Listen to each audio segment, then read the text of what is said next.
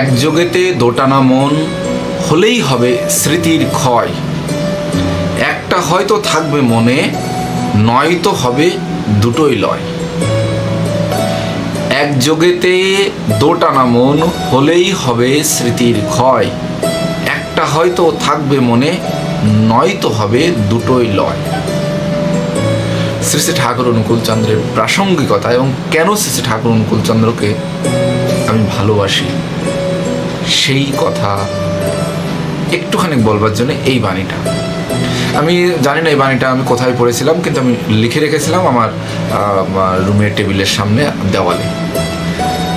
আজকে চলার সাথী বইটা যখন উল্টাচ্ছি তখন ঠিকই এই বাণীটারই একটুখানি বিশ্লেষণধর্মী ঠাকুরের যে বাণী চলার সাথীতে রয়েছে সেটা পেয়ে গেলাম।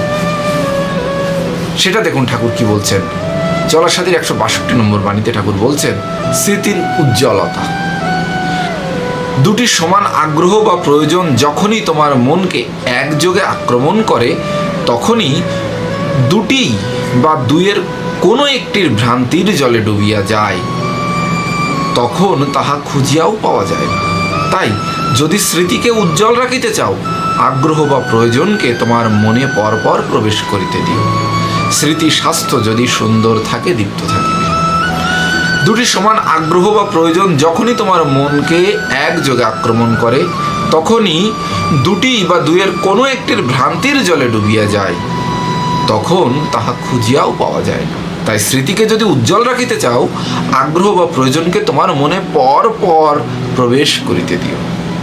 স্মৃতি স্বাস্থ্য যদি সুন্দর থাকে, দীপ্ত থাকিবে। শ্রী ঠাকুর অনুকূলচন্দ্রের প্রাসঙ্গিকতা এখানেই। তিনি খুব সুন্দর সিস্টেম্যাটিক ওয়েতেই সব কিছু বলে গিয়েছেন এবং একটার সাথে একটা এত পরস্পরের সাথে সঙ্গতিপূর্ণ, কোনো কিছুই বিক্ষিপ্ত না, কোনো কিছুই বিশৃঙ্খল না, সুন্দর সুশৃঙ্খলভাবে সাজানো। আমরা হয়তো সেগুলো পড়ি না, জানি না, বুঝি না বা উপলব্ধি করি না। তাই তার এত এত বলা, কিন্তু আসলে তার এত এত বলাগুলো ওই একটা সিস্টেমেটিক ওয়েতে সাজানো।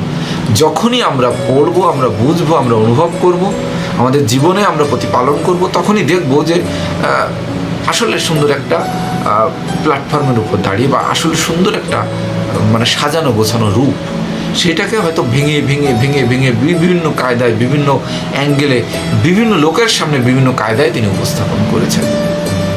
যে যেমনভাবে বোঝে হয়তো তার সামনে তেমনভাবেই তিনি উপস্থাপন করেছেন। তো এখানেই শ্রী শ্রী ঠাকুর অনুকূলচন্দ্রের প্রাসঙ্গিকতা এবং এখানেই শ্রী শ্রী ঠাকুর অনুকূলচন্দ্রের মাহাত্ম্য। তাকে আপনারা যারা অনুসরণ করেন, একটু ভালো করে অনুসরণ করে দেখুন, ফল পাবেন। জয় গুরু।